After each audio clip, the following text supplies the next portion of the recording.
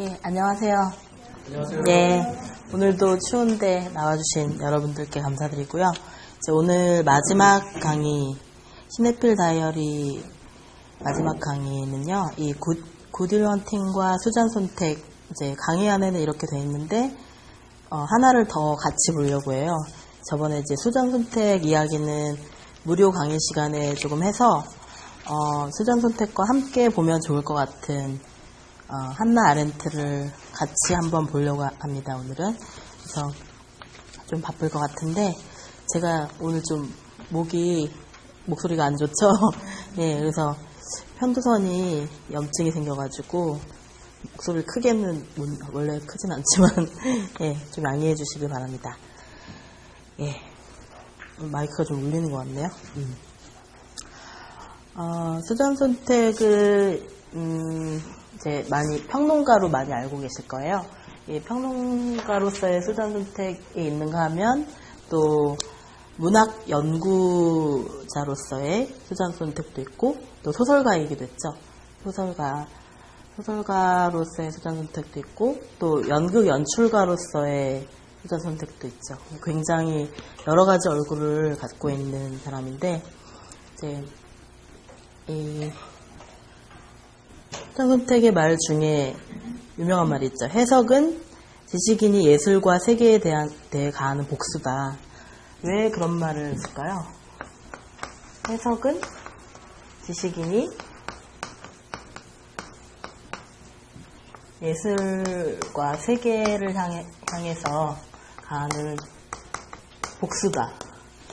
굉장히 많은 개념이 한 문장에 있는데요. 네. 해석. 이제 해석이라는 것은 주로 이제 어떤 대상에 의미를 부여하는 것을 말하죠.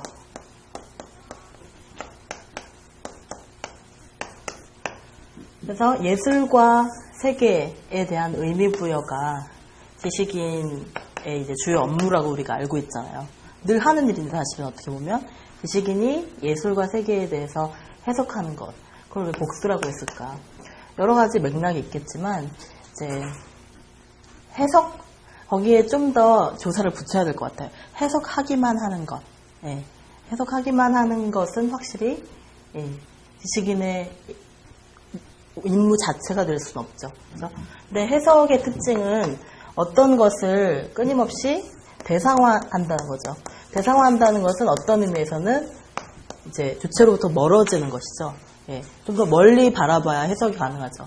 예, 그리고 우리가 어떤 충격적인 사건, 정말 자기한테 중요한 직접적인 사건이 일어났을 때는 사실 해석할 수 없잖아요. 남의 일이 아니니까. 그러니까 해석한다는 것 자체가 이제 거리를 두는 방식인 거죠. 사물과 거리를 두는 것이고 대상화하고 그리고 아주 차갑게 타자화하는 길이기도 해요. 그래서 막 뜨겁게 움직이는 이 실체를 이제 종이 속에 문자로 차갑게 식혀버리는 거죠.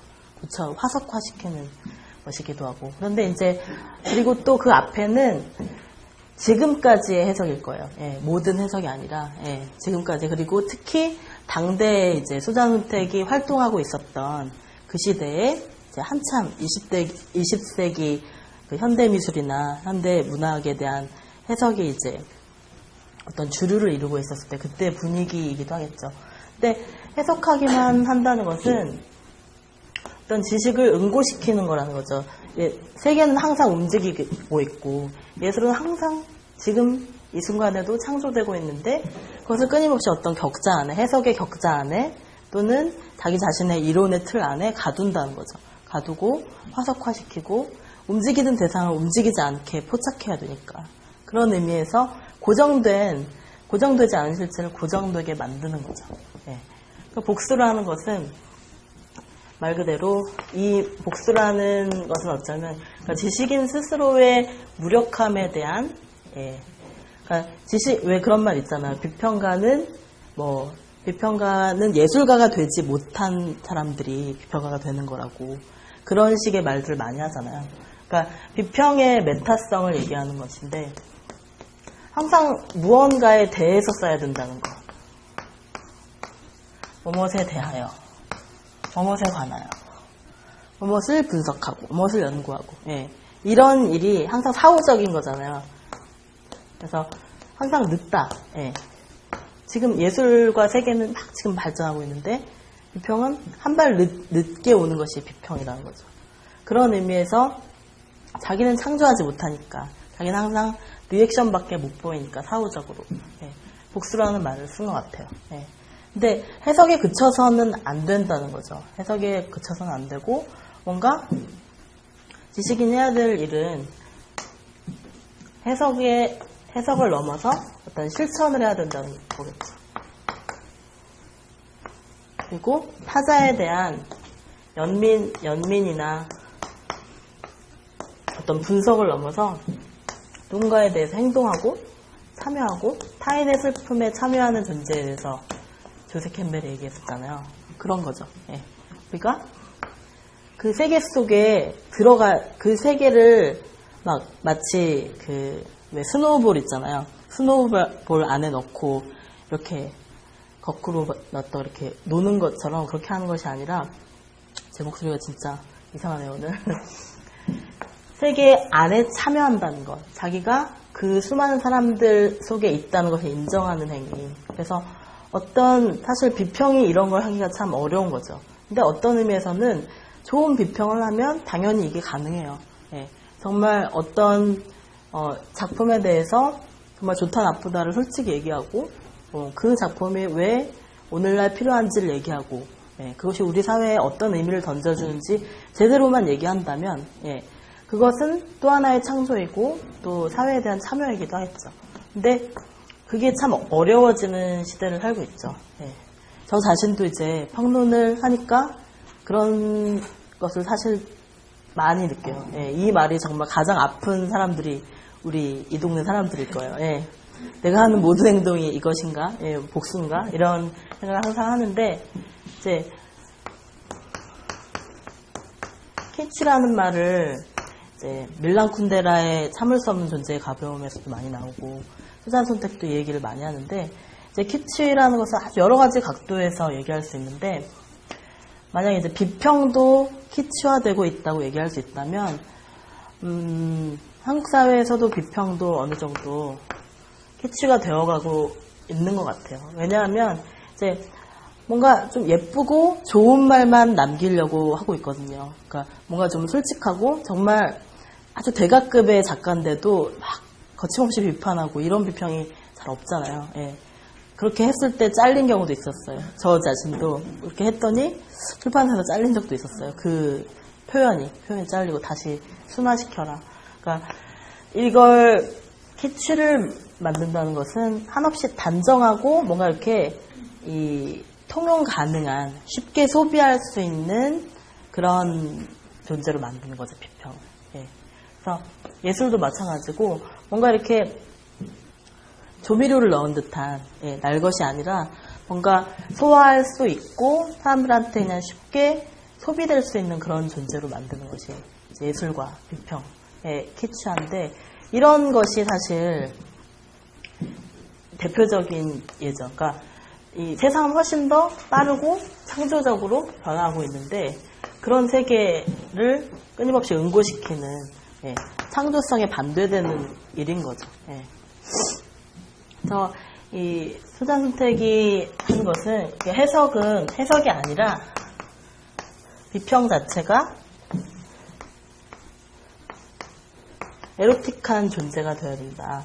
그러니까 성적으로 에로틱한 것만이 아니라 에로틱한 것의 특징은 뭔가 창조하는 거잖아요. 그러니까 대상을 정말 내 것처럼 사랑하고 완전히 내 것으로 만들어서 그것을 이 세상 속에 이제 보내는 건데, 그러니까 해석이 아닌 진짜 어떤 에로틱한 그 텍스트의 창조로 나가는 것.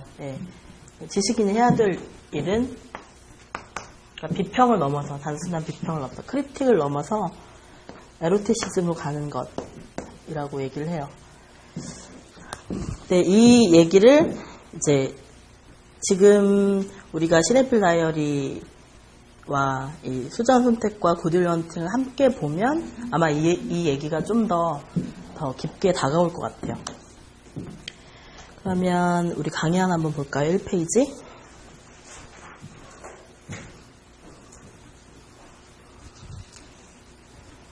예, 거기 맨 처음 줄 한번 읽어볼게요.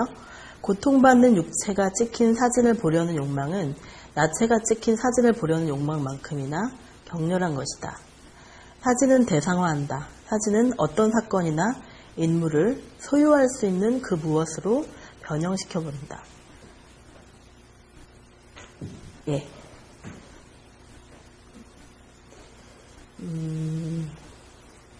사진에 대한 사진론이라고도 하는데,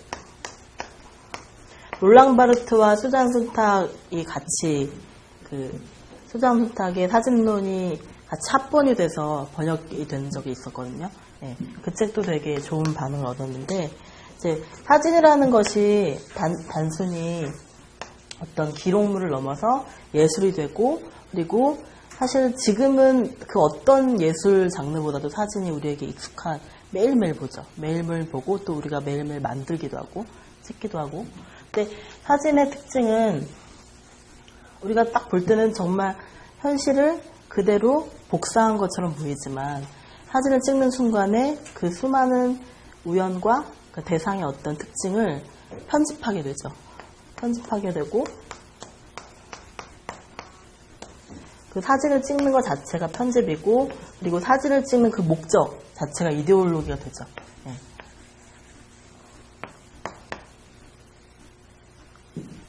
사진 그 뒤에 있는 사진가의 생각은 가린 채로 사진 그 자체에 집중하게 만드는 게 사진의 특징이기도 한데, 이 사진은 우리의 그 일상 세계를 구경거리로 만드는 그런 역할을 하기도 하죠. 사실 매일 테러와 전쟁과 학살과 이런 소식들을 사실 매일 뉴스로 보잖아요. 그런 이미지들을 뉴스를 통해서 매일 보는데, 그런 것들을 보면서 우리가 자연스럽게 또 밥을 먹잖아요. 밥을 먹고 옆 사람이랑 수다를 떨고. 근데 그렇게 할 수 있는 것은 그만큼 우리가 그 사진에서 묘사된 타인의 고통이 우리의 감각을 무디게 한 거죠. 원래는 그것도 다 충격적인 사진이었겠죠.